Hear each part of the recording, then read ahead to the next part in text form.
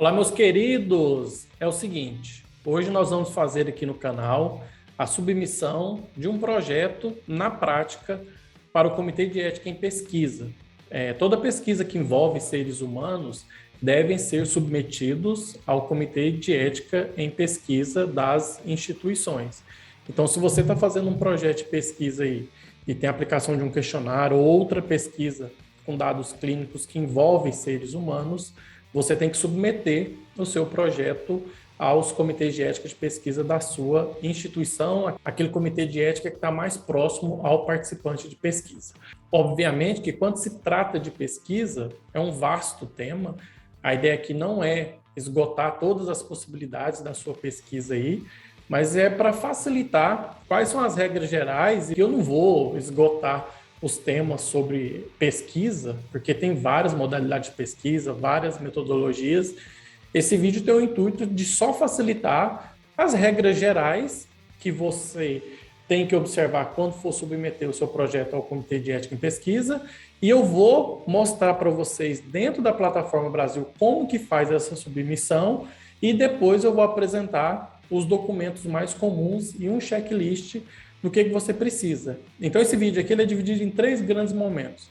Primeiro, eu vou falar das regras gerais, depois nós vamos fazer na prática a submissão via plataforma Brasil, e depois eu vou apresentar os documentos mais comuns, como a folha de rosto, o parecer, como que é, e um checklist para você observar quando na submissão do seu projeto de pesquisa aos comitês de ética. Então, é só um vídeo aqui educativo, um vídeo didático para te auxiliar a você submeter o seu projeto de pesquisa aos comitês de ética. Obviamente, não é nenhuma garantia que os comitês de ética vão observar só o que eu estou falando aqui. Igual eu falei, ética em pesquisa é um vasto tema, e o intuito desse vídeo é só didático para te auxiliar na submissão do seu projeto aos comitês de ética em pesquisa.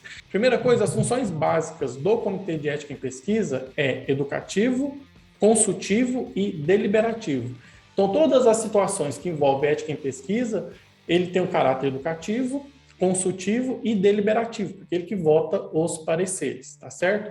Qual que é a missão principal aí dos comitês de ética? A missão principal dos comitês de ética é proteger o participante de pesquisa e também para assegurar que essa pesquisa que está sendo realizada obedece os princípios éticos vigentes, ok?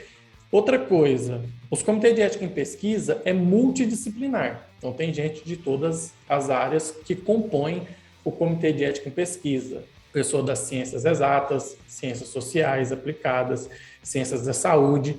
Então, é um comitê de ética que é composto por uma equipe multidisciplinar. E o parecer que você recebe aí, que eu vou mostrar para vocês daqui a pouco como que é esse parecer, embora ele seja assinado pelo coordenador atual do Comitê de Ética em Pesquisa, mas quando você submete o protocolo de pesquisa, é designado um relator, o relator relata esse projeto e leva para a reunião. Então, toda decisão desse parecer é colegiado. Então, embora vá assinado pelo coordenador, mas a decisão dela é colegiada. E os participantes do Comitê de Ética em Pesquisa têm que assinar um documento garantindo a confidencialidade dos projetos que fazem tramitação nos comitês de ética em pesquisa. Inclusive, só para dar um exemplo aqui para vocês, eu sou membro do Comitê de Ética em Pesquisa. Quando eu submeto um projeto de pesquisa e eu abro a plataforma, que tem lá a lista dos projetos que vão ser votados, no nome do relator, para mim, aparece assim, bloqueio ético. Então, nem eu que sou membro do Comitê de Ética, eu tenho acesso quem está relatando meu projeto. O que eu vou ter acesso é o que você também tem. É um parecer consubstanciado, já votado pelo colegiado nas reuniões do Comitê de Ética, que vai assinado pelo coordenador de pesquisa, tá certo? E os comitês de ética são vinculados à CONEP, que é a Comissão Nacional de Ética em Pesquisa, que por sua vez é ligado ao Conselho Nacional de Saúde, que é ligado ao Ministério da Saúde. Uma coisa muito interessante que você deve observar quando você for submeter o seu projeto de pesquisa, a primeira coisa é o seguinte, cronograma. O Comitê de Ética em Pesquisa tem 10 dias para recepcionar o seu protocolo de pesquisa e mais 30 dias para emitir o parecer relacionado ao seu protocolo. Então, você tem que garantir primeiro que a pesquisa será realizada somente após a aprovação pelo CEP, uma vez que o CEP também não avalia projetos de pesquisa que já foram realizados. Então, você tem que garantir ali que sua pesquisa só vai dar início após a aprovação pelo CEP, e no cronograma, quando você for fazer a submissão do protocolo de pesquisa, o início da sua coleta de dados não pode ser inferior a 40 dias, porque o CEP tem 10 dias para recepcionar e mais 30 dias para emitir o parecer. Então, um prazo menor que esse não é plausível. Então, se você enviar um cronograma com essa data divergente, provavelmente o protocolo vai voltar para você. Então, quando você for submeter, observe que a coleta de dados tem que ser no mínimo em 40 dias para frente, tá certo? Porque é o tempo hábil da tramitação do protocolo no Comitê de Ética em Pesquisa. Outra coisa que é bastante comum de acontecer em pendência é quando você faz a sua submissão ao Comitê de Ética em Pesquisa, você preenche as informações básicas do projeto ali na plataforma Brasil, correto?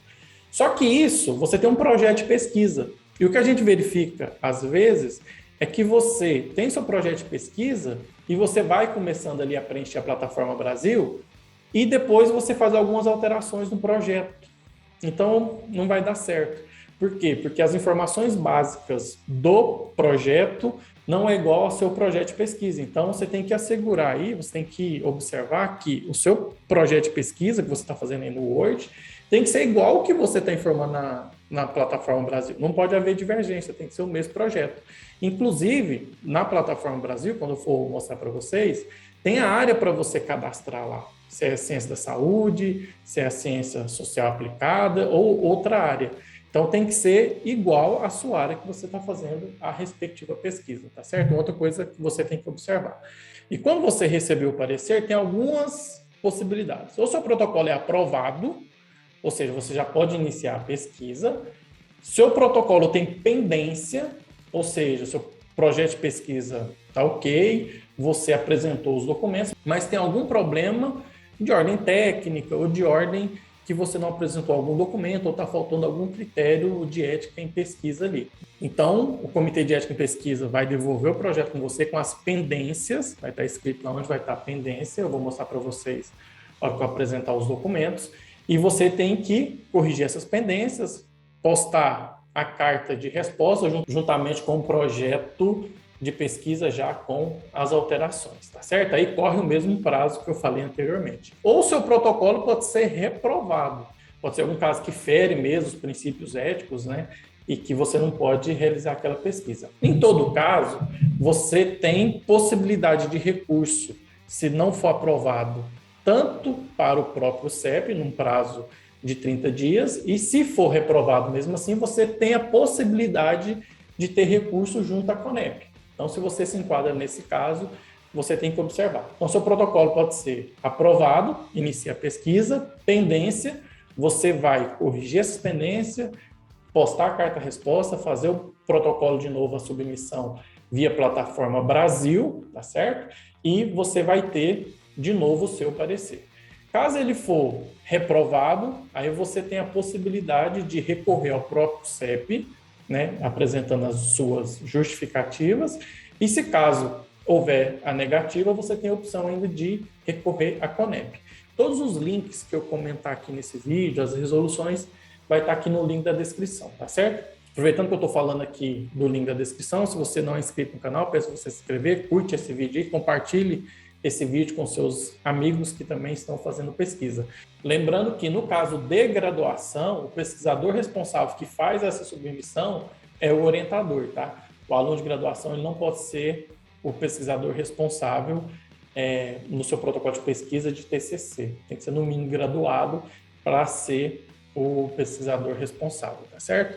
Então, dando continuidade aqui, só lembrando, acho que eu não me apresentei lá no início. Se você não me conhece ainda, eu sou o professor Ricardo Neves, sou professor efetivo da Universidade de Rio Verde, vinculado à Faculdade de Ciências Contábeis, e hoje estamos falando aqui de aspectos gerais para você submeter o seu trabalho ao Comitê de Ética em Pesquisa. Estou falando das regras gerais, vou apresentar como que submete na prática na plataforma Brasil, e depois eu vou apresentar os documentos e um checklist para você, para facilitar a sua vida aí na submissão dos seus projetos, tá certo? Então, quando você estiver fazendo o seu projeto de pesquisa, tem que ter um capítulo lá, ou específico, ou dentro da metodologia, de acordo com o seu modelo aí, de aspectos éticos. Nesses aspectos éticos, você tem que garantir a confidencialidade e o sigilo das informações.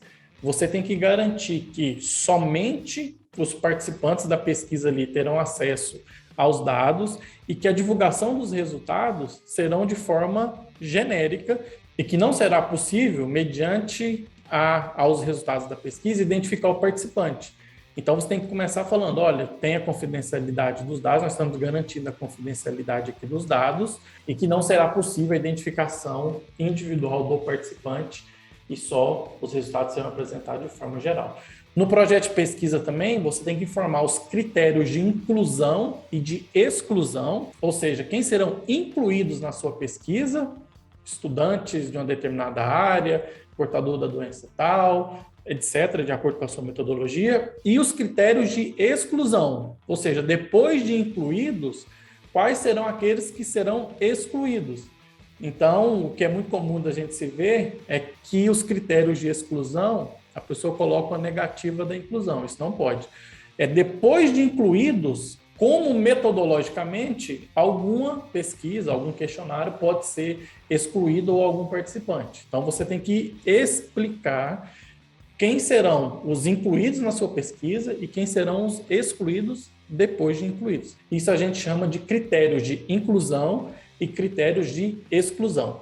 Também você tem que informar os riscos e benefícios. É o seguinte, toda pesquisa envolve um mínimo de risco, tá certo? No mínimo, se for alguma pesquisa, sei lá, de fisioterapia, dependendo do procedimento que você está fazendo, pode ter um risco de queda, por exemplo, dependendo do que você está fazendo ali. Como que você vai minimizar esse risco de queda? Então, você apresenta que toda pesquisa envolve um mínimo de risco e você tem que apresentar quais são os critérios que vai mitigar esse risco. Então, por exemplo, se você está fazendo só aplicação de um questionário, tem um risco mínimo da pessoa ser constrangida com alguma pergunta. Então, como você minimiza esse risco? Você tem que garantir que o participante de pesquisa tem total direito de deixar qualquer pergunta sem responder ou de, mesmo assinado o termo de consentimento livre e esclarecido, que eu vou falar daqui a pouco, ele pode desistir da pesquisa. Tem que estar garantido isso para ele no projeto de pesquisa, que, embora ele tenha assinado o termo de consentimento ali, ele pode deixar de responder qualquer pergunta ou desistir da pesquisa a qualquer momento, sem ser constrangido e sem ser indagado e sem sofrer nenhuma punição com isso. Então, toda pesquisa envolve algum tipo de risco, mesmo que mínimo. Está aqui na descrição também os riscos no ambiente virtual. Depois da pandemia, teve um aumento das pesquisas relacionadas ao ambiente virtual. Então, temos o Ofício Circular 1 de 2021, que explica quais são os procedimentos que você tem que adotar nas pesquisas que são virtuais. Então, clica aqui. Então, lá tem uns critérios lá, que ele tem que ter acesso ao termo de consentimento, determinado link, a forma de aceite desse termo de consentimento, que ele tem que ter acesso a todo o instrumento ali de pesquisa antes de iniciar. Então, observe o Ofício Circular 1 de 2021, que tem todas as regras para ambiente virtual, tá certo?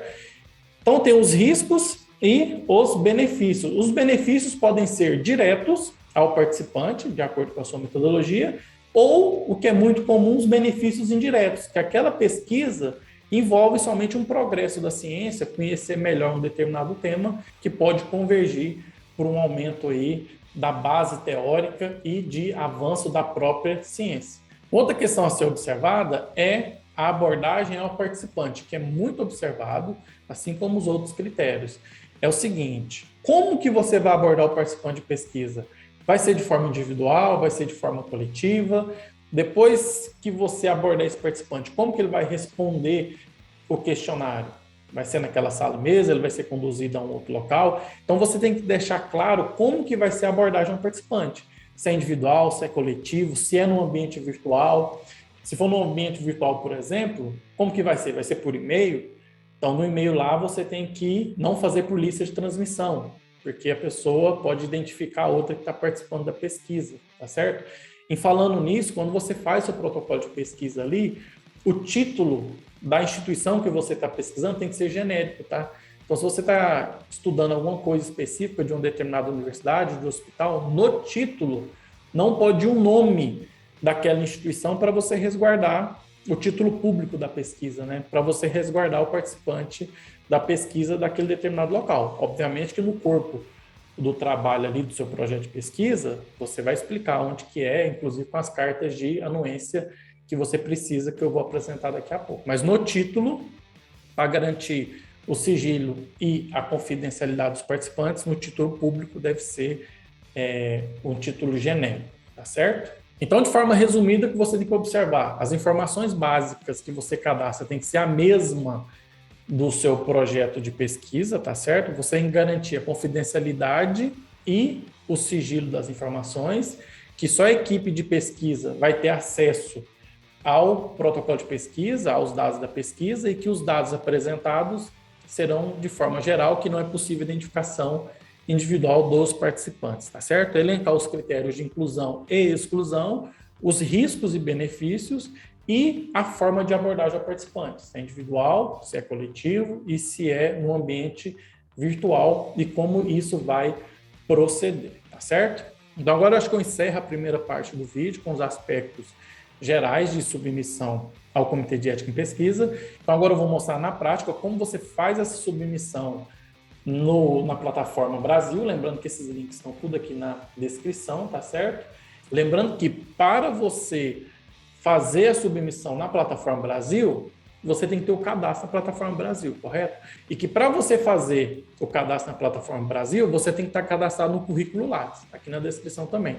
No caso de aluno de graduação, tem que ter os dois, né? O orientador tem que ter o currículo Lattes, que já tem mesmo, e tem que fazer o cadastro na plataforma Brasil, tá certo? E ele que faz essa submissão, porque ele que é o pesquisador responsável, e o aluno também, ele tem que fazer o currículo Lattes dele e fazer o cadastro na plataforma Brasil, porque quando o orientador for fazer a submissão, lá na equipe de pesquisa, ele vai buscar o aluno e vai inserir ele como equipe de pesquisa naquele protocolo de pesquisa, tá certo? Então, eu vou compartilhar a tela aqui com a plataforma Brasil. Então, já com a plataforma Brasil aberta aqui, é o seguinte, olha só, eu vou clicar, você vai digitar seu e-mail e sua senha, tá certo? Aqui. Se você não tem ainda o cadastro, você vai clicar em cadastrar. Lembrando que para você cadastrar, você tem que ter o currículo Lattes primeiro, tá? Tá aqui na descrição também. Então, vou abrir a plataforma Brasil. Aqui, pessoal, quando vocês abrirem, vai estar dessa forma aqui, ó. Só que o meu aqui tem CEP, que eu sou participante do Comitê de Ética e Pesquisa, aí eu tenho acesso aos protocolos que estão tramitando no Comitê de Ética, que eu faço parte, né? Obviamente. Você vai ter essa aba aqui, ó, pesquisador, que é o que é para você fazer a submissão, tá certo? Só mostrando para vocês aqui, quando você submeter, eu tenho esses trabalhos aqui aprovados, ó. Vou pegar esse último aqui, ó, e vou clicar na lupinha aqui. Então, tem todo um protocolo de pesquisa aqui que você vai observar, tá carregando aqui. Olha só, eu submeti o trabalho ao CEP, ele foi aceito de acordo com o protocolo, com os documentos que nós vamos falar daqui a pouco. Foi indicada a relatoria, o relator aceitou essa determinada indicação da relatoria, porque vai para a pessoa que vai relatar. Ele emitiu o parecer, depois teve a reunião, o parecer do colegiado foi emitido e o parecer foi liberado para mim. Então, esse protocolo foi aprovado e essa pesquisa já está em andamento, tá certo? Então, é assim que você vai acompanhando o seu histórico. Mas é o seguinte, você vai clicar aqui, ó, em pesquisador, aqui vai ter nova submissão, você vai clicar em nova submissão. Aí, ó, ele está perguntando se a pesquisa envolve seres humanos na qualidade de participante da pesquisa, individual ou coletiva, de forma direta ou indireta, você vai colocar aqui sim, porque você tem que obedecer às resoluções 466 e a 510, tá certo? Aí ele pergunta assim, ó, deseja delegar a autorização de preenchimento desse projeto para outras pessoas? Você pode delegar ou não. Vou colocar não aqui. Quem são os assistentes e quem é a equipe de pesquisa? Então, no caso da equipe de pesquisa, no caso de graduação, o orientador vai fazer a submissão e vai adicionar o aluno aqui nesse lugar, tá certo? Aí você vai colocar a instituição proponente, que é a instituição que você está vinculada, e ele vai perguntar se esse estudo aqui é um estudo internacional. Você vai falar que não, que é o caso que se aplica. Você vai clicar em próximo. Aqui ele pergunta qual área você vai submeter, ou seja, se é de genética humana. No caso aqui, minha, que eu vou fazer, vou colocar ciências sociais aplicadas. Pode ser ciências exatas da terra, biológica, engenharia, ciências da saúde, ciências humanas, entre outros. Vou colocar ciências sociais aplicadas, que é minha área, sou formado em ciências contábeis, tá? Título público da pesquisa, inserir informações. Lembrando que nesse título público você tem que colocar de forma genérica o local que você está pesquisando, né? No corpo da pesquisa não, mas aqui sim. Então, você vai inserir informações do título, você vai inserir informações do título principal da pesquisa, quem é o contato público, ou seja, é o pesquisador principal? Você coloca sim, ou se for outro, você vai colocar não, já apareceu meus dados aqui, então o contato científico é comigo. Você vai clicar em próximo, ele vai aparecer a segunda tela aqui, que no caso não se enquadra ao meu objeto de pesquisa, porque ele vai falar das condições de saúde ou dos problemas estudados, porque não é vinculado à saúde o projeto. Se for, você vai ter que fazer a descrição geral aqui, conforme aquela área que nós escolhemos. Como eu escolhi ciência social aplicado, então ele não tem essas opções aqui de saúde, né? Se for o caso, você tem que preencher. Então, ele vai pedir aqui embaixo o desenho da pesquisa, tá? O que é esse desenho? Você vai explicar o que é seu projeto de pesquisa, qual que é a finalidade dele, como que ele vai acontecer. Então, você vai colocar aqui que é uma pesquisa com a metodologia tal, que visa responder tal problema de pesquisa, que o objetivo é esse, com a determinada problemática de pesquisa, ou seja, você vai fazer como se fosse um resumo que você pretende realizar com essa determinada pesquisa. Aqui tem o tipo de financiamento, né? Tem alguns, você tem principal, secundário ou próprio, que sua pesquisa pode estar com algum tipo de financiamento, você pode colocar próprio, se for o caso, você coloca adicionar, e as palavras-chave do seu projeto de pesquisa. Você vai inserir as palavras-chave do seu projeto de pesquisa. Clique em próximo. Aqui você vai colocar o resumo do seu trabalho, a introdução do seu projeto de pesquisa detalhado, as hipóteses do seu projeto detalhado, qual que é o objetivo primário, né, que é o objetivo geral, quais são os objetivos secundários, que são os objetivos específicos, qual que é a metodologia proposta. Então, aqui você vai inserir a metodologia proposta do seu projeto de pesquisa, porque cada projeto tem uma metodologia específica. Então, você vai apresentar aqui um resumo da sua metodologia que é proposta em até 4.000 caracteres, tá certo? Critérios de inclusão e de exclusão, lembra que eu falei? Então, você vai preencher aqui as informações, quem vai ser incluído na pesquisa, quem vai ser excluído, quais são os riscos, quais são os benefícios, qual que é a metodologia de análise dos dados, se vai ter algum software, se vai ser o Excel, se vai ser planilha, etc. Qual que é o desfecho primário que você espera dessa pesquisa, ou seja, o que você tem como desfecho primário que você acredita que a sua pesquisa vai realizar, você vai preencher. O desfecho secundário, se for o caso, e o tamanho da amostra no Brasil, ou seja, quantas pessoas você vai pesquisar, ou seja, 100 pessoas. Se você está estudando um curso de graduação, talvez seja o número de alunos ali. Se você está fazendo um estudo com dados clínicos ali, você tem que analisar quantos participantes de pesquisa você vai estudar. Então, você vai colocar o tamanho aqui. Então, tudo no Brasil, porque eu falei que a pesquisa não é internacional, então você clica em próximo.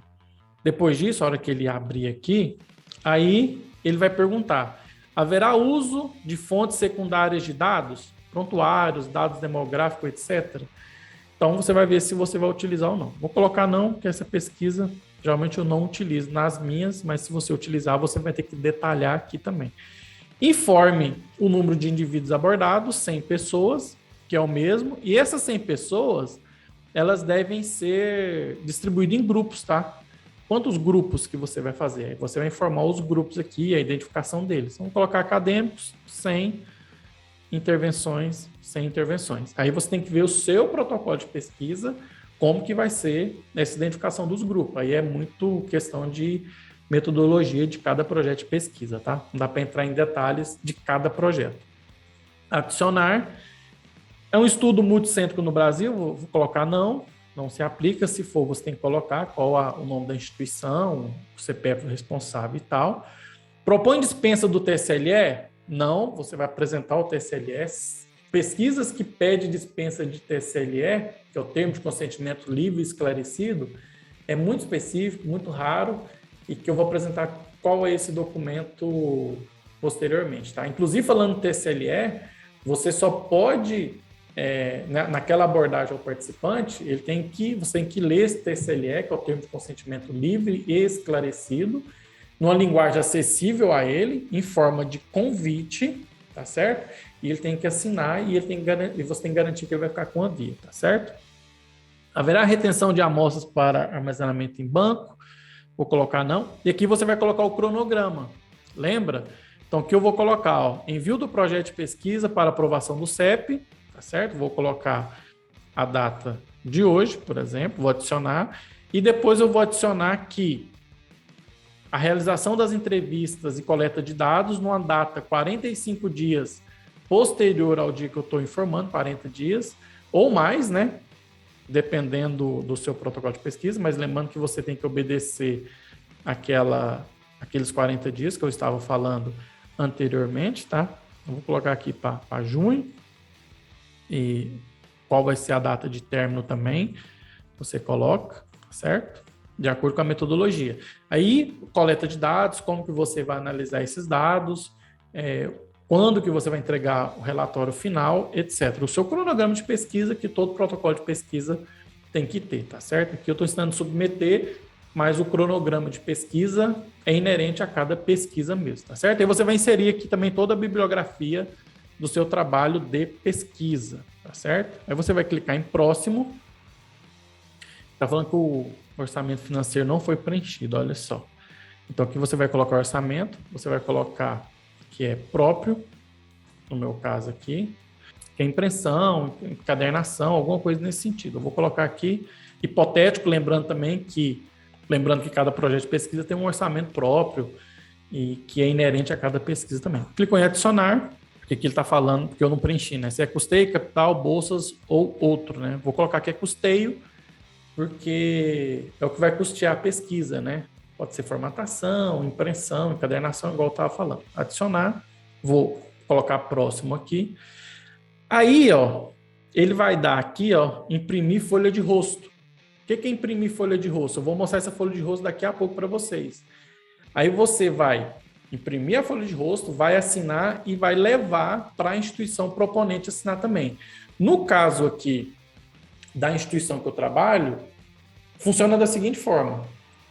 Você tem que pegar essa folha de rosto e quem assina é o pró-reitor de pesquisa e inovações. Só que, para você pegar a assinatura do pró-reitor, existe um protocolo interno da pró-reitoria, que é um formulário que você tem que preencher, porque a pró-reitoria também tem que ter controle do que você está fazendo, do que a universidade está fazendo enquanto pesquisa.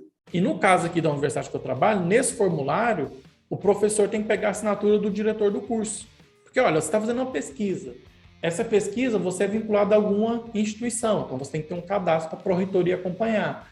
E você é um professor vinculado a alguma faculdade. Então, nesse formulário, vai demandar a assinatura do diretor ou do coordenador, conforme o nome se dá em cada instituição. Então, o que eu sugiro? Se você é vinculado a alguma instituição, você tem que procurar essa instituição e saber como se dá essa anuência ali na folha de rosto, se é o próprio diretor, se é o pró-reitor ou alguma outra modalidade. No caso específico da universidade que eu trabalho, a Universidade de Rio Verde, você pega a folha de rosto, faz a submissão num formulário próprio da pró-reitoria, preenchimento de título, o cronograma, a metodologia e a anuência do diretor do curso. Aí você submete à pró-reitoria por e-mail mesmo, aí ele assina. Aí quando ele assinar a folha de rosto, você vai escanear, e olha só, você vai escanear essa folha de rosto. Eu vou mostrar daqui a pouco como que é essa folha de rosto na prática, tá? Vou mostrar o documento na terceira parte do vídeo. Aí você vai clicar em anexar a folha de rosto. Quando você for clicar em anexar a folha de rosto, aí você vai achar o arquivo que você escaneou, já assinado por você e por ele, tá? Aí você escaneia. Além disso, você tem que incluir outros documentos de acordo com cada pesquisa. qual que é o mínimo obrigatório aqui? Vamos falar lá nos projetos de pesquisa, mas vamos repassar alguns aqui. Então, o TCLE, que é o termo de consentimento, ou termo de assentimento, se for menor de 18 anos, ou justificativa da ausência. Falei que é raro, mas pode ser que aconteça em alguma determinada pesquisa, tá certo? Você tem que apresentar também seu projeto detalhado. Aí, quando você clica aqui, ele vai dar a opção para você anexar em todos os arquivos, tá certo? Você vai anexar o orçamento, você vai anexar o cronograma, você vai anexar também em outros aqui a anuência dos outros participantes de pesquisa. O que é a anuência? Então, vamos supor que você está estudando uns profissionais de uma determinada área, um determinado hospital, por exemplo. Então, você tem que ter autorização, né, a anuência daquele local que você está utilizando. Além da instituição proponente, que você é vinculado, que você tem que fazer a folha de rosto, fazer o protocolo via pró-reitoria de pesquisa ou outro mecanismo, de acordo com cada universidade, aquele local que você está pesquisando, por exemplo, eu já fiz pesquisa sobre sistema de informações em um grande grupo de uma empresa aqui. Então, o diretor daquela empresa tem que autorizar aquela pesquisa, tá certo? Então, aí você vai fazer a carta de anuência, eu vou mostrar um modelo daqui a pouco, ele vai assinar e você tem que anexar essa carta de anuência, porque o local que você está pesquisando, ele tem que autorizar. Isso tudo envolve ética em pesquisa. Forma que você aborda o participante, o termo de consentimento que é livre, que ele está colocando ali que ele quer participar da pesquisa, a instituição que você trabalha está sabendo daquela pesquisa, o seu coordenador, o diretor está sabendo daquela pesquisa, a empresa que você está pesquisando, um hospital, uma clínica, está sabendo daquela determinada pesquisa. Então, aí você vai garantindo a ética dos participantes da pesquisa, tá certo? Então, aí você vai pegar e vai anexar todos os documentos aqui. Uma vez anexados todos os documentos, você vai clicar em próximo. Então, você vai clicar lá próximo, porque eu não vou anexar os documentos ali, mas ele vai perguntar, deseja mesmo enviar? E quando você envia, aí começa aquele protocolo que eu te falei lá no início. Então, se faltou algum documento, provavelmente a parte de secretaria do Comitê de Ética vai estar lá assim, rejeição do projeto de pesquisa, e vai explicar por quê. Olha, você não anexou o termo de consentimento, você não anexou o cronograma, você não anexou, o seu cronograma é incompatível, você não anexou a carta de anuência. Então, aí você tem que acompanhar o seu protocolo de pesquisa, conforme eu falei lá no início, tá certo? Então, falei no início os aspectos gerais de inclusão e exclusão, abordagem ao participante, confidencialidade, qual que é o papel do CEP, como que é a plataforma Brasil por dentro, como você faz a submissão aqui por dentro. E agora eu vou apresentar os documentos mais comuns que você vai ter acesso durante o seu protocolo de pesquisa. O primeiro que eu vou apresentar para vocês é a folha de rosto, que eu estava apresentando naquela hora. O que é a folha de rosto? É isso aqui, ó. Ele é um documento só, tá? É uma folha. Eu só dividi para ficar maior na tela aqui. Então, quando você clicar lá em folha de rosto, quando você terminar, ele vai aparecer esse documento com seus dados, tá? Aí você vai colocar a data e vai assinar. Na instituição proponente, aí vai ter o nome, tá? O CNPJ, o nome da instituição, tá? No meu caso, aqui é a universidade, o telefone, aí vai ter o responsável e o CPF dele, ele vai assinar. Então, essa folha de rosto aqui, que você vai pegar a assinatura na pró-reitoria de pesquisa, ou se você estiver em outra instituição, se o modelo for outro, você tem que descobrir. No caso da Universidade de Rio Verde que eu trabalho, é preenchimento de formulário na pró-reitoria de pesquisa. Aí, você anexa. Então, esse é um dos documentos, tá?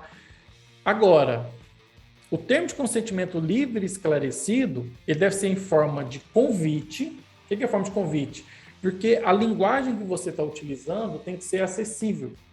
Então, quando você redige um TCLE, termo de consentimento livre e esclarecido, ou TALE, que é o termo de assentimento livre e esclarecido, caso houver menores de 18 anos, tem que ser numa linguagem acessível.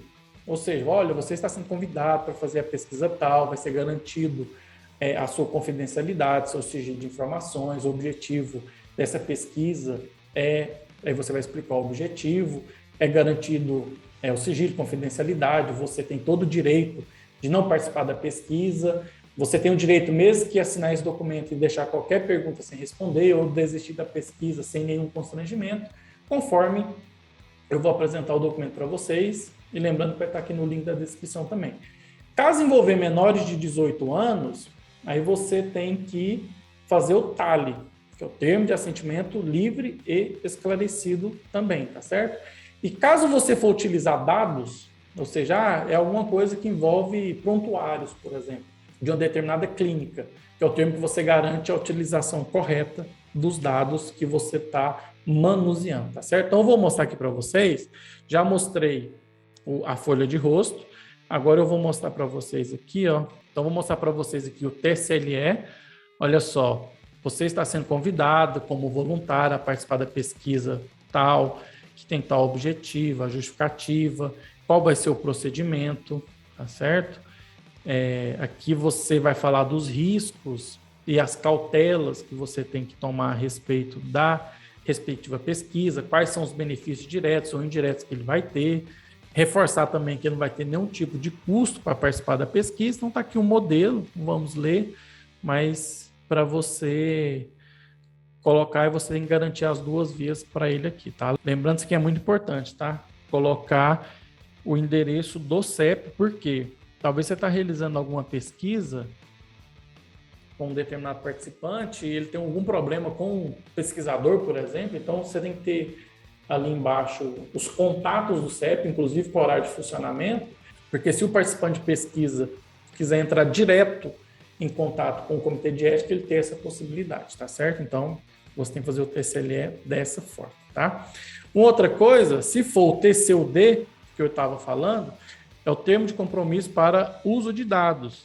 Então, nós abaixo assinados, pesquisadores tal, que pode ser mais de um, né? Ou você, fala o título da pesquisa e vai colocar qual dado você vai ter acesso, tá? Então, que é um modelo de utilização de dados, você garantindo o uso desses dados, que você vai garantir a confidencialidade, o sigilo, que só pessoas que estão participantes ali, só as pessoas, a equipe de pesquisa, né, vai ter acesso aos dados. E caso você for utilizar dados de alguma instituição ou você for pesquisar alguma instituição, esse aqui é o termo de anuência. O que é o termo de anuência? Olha, o nome completo do responsável, ou diretor, ou proprietário, alguma coisa nesse sentido, tá? Estou ciente da pesquisa, que o objetivo é esse, e eu autorizo os pesquisadores, né, é o nome ou os nomes dos pesquisadores, a fazer a coleta de dados, ter acesso aos pacientes, aos prontuários, etc. Aí vai assinar. Isso aqui é a anuência da empresa, do hospital, da clínica que você está fazendo a sua respectiva pesquisa, tá certo? Então, são os documentos mais comuns. E depois que o seu projeto é apreciado pelo CEP, tanto aprovado como pendência ou como reprovado, você tem acesso ao parecer consubstanciado do CEP. Esse parecer você consegue aqui, olha só, vou compartilhar com vocês. Dentro da plataforma Brasil, quando você clicar aqui em pesquisador, que é a área que você tem acesso, vai ter seus protocolos de pesquisa e aqui vai ter a situação do seu projeto. E se você pôr o mouse aqui, você vai ter acesso ao último parecer, que é o parecer mais recente da apreciação do CEP.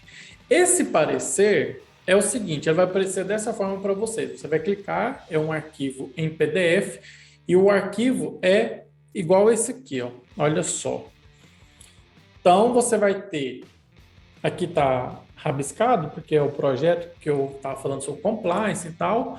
Então, é um parecer consubstanciado, vai ter a apresentação do projeto, que é o relator que faz, ele apresenta o projeto, qual que é a metodologia, objetivos, critérios de inclusão, qual que é o objetivo da pesquisa, o secundário, quais são as avaliações de riscos e benefícios.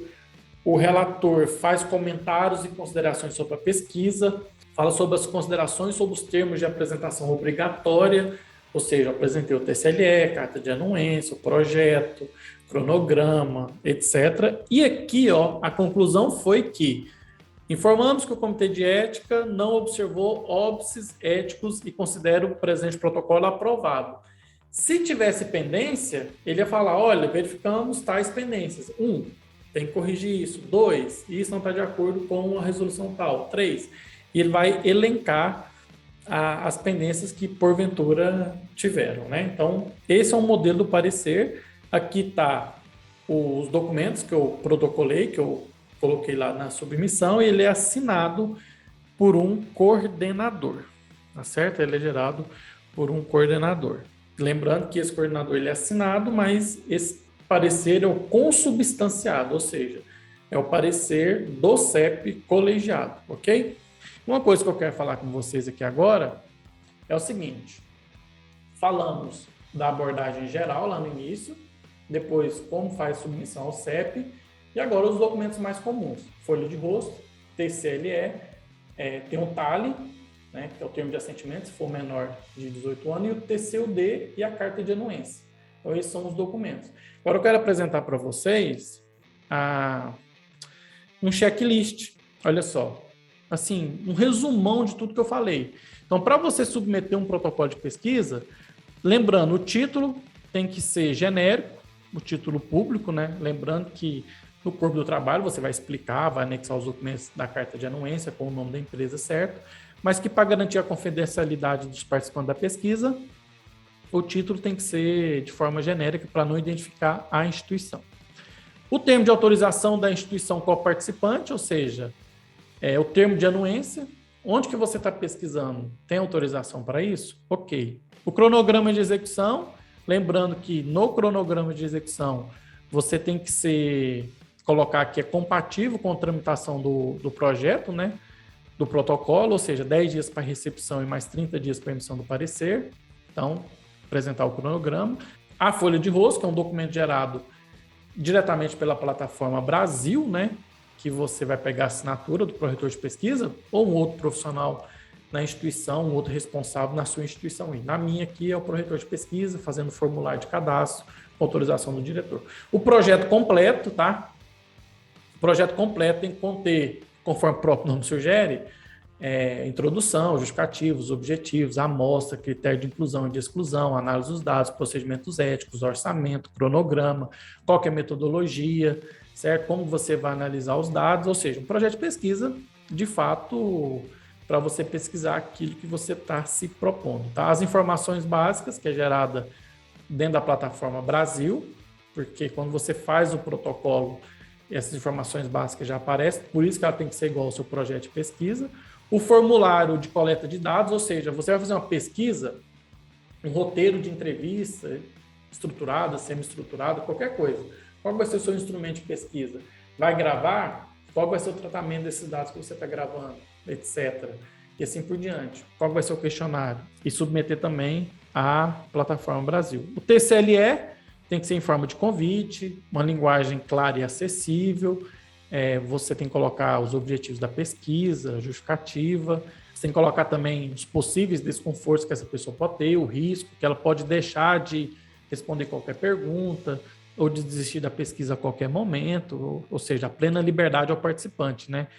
Garantia do sigilo e da privacidade e tal. Então vai estar aqui também o checklist do TCLE. E lembrando que ao final do TCLE você tem que colocar essa frase: que o Comitê de Ética em Pesquisa é um órgão interdisciplinar criado para defender os interesses dos participantes da pesquisa em sua integridade e dignidade e para contribuir no desenvolvimento da pesquisa dentro dos padrões éticos e constar os contatos do pesquisador responsável e ainda o meio de contato do CEP. Ou seja, além do seu contato, seu telefone e seu e-mail, você tem que informar os dados do CEP. Por quê? Se ele tiver algum problema e não ter acesso a você, ele pode entrar em contato com o CEP que esse protocolo de pesquisa foi submetido, tá certo? Então, assim, igual eu falei no início do vídeo, obviamente não é esgotar o tema de projeto de pesquisa e metodologia, porque são diversas, né, as formas de você fazer pesquisa, mas foi, assim, um geral para você submeter seus projetos ao Comitê de Ética em Pesquisa. Sei que esse vídeo ficou um pouco longo, mas tem 3 partes aí bastante interessantes, né? As formas gerais de você apresentar, algumas coisas que você deve observar. Depois, como que isso se dá na plataforma Brasil. Apresentei os documentos e fiz um checklist para vocês, tá? Espero ter contribuído aí para você fazer uma submissão. Eu sempre falo que pesquisar, às vezes, é um pouco difícil mesmo, né? São vários documentos, mas é tudo para garantir a proteção do participante, assegurar que os princípios éticos ali está sendo assegurado, que a instituição que você participa está sabendo, seu diretor está sabendo, e que você garante uma abordagem correta, que você garante que aquela pessoa pode deixar de participar da pesquisa a qualquer momento, enfim, tudo nós comentamos para trás, tá certo? É um prazer, se você chegou até aqui nesse vídeo. Meu nome é Ricardo Neves, sou professor efetivo da Universidade de Rio Verde. Se você não é inscrito no canal, peço para você se inscrever, curtir esse vídeo, compartilhar com seus amigos que estão fazendo pesquisa e quer aprender mais sobre Plataforma Brasil, e também para seus colegas aí de graduação, caso você seja um aluno de graduação e que essa pessoa está fazendo uma pesquisa aí, precisa do comitê de ética. Geralmente as pessoas ficam meio apavoradas quando tem que fazer um projeto que envolve seres humanos, passar para o comitê de ética. Então veja que esse vídeo aí, o intuito dele é tentar contribuir para você fazer a sua submissão, tá certo? Então, sempre é um prazer tê-los aqui no meu canal. Meu nome é Ricardo Neves, fica o meu abraço, embora virtual, tá certo? E até os próximos vídeos. Aquele abraço.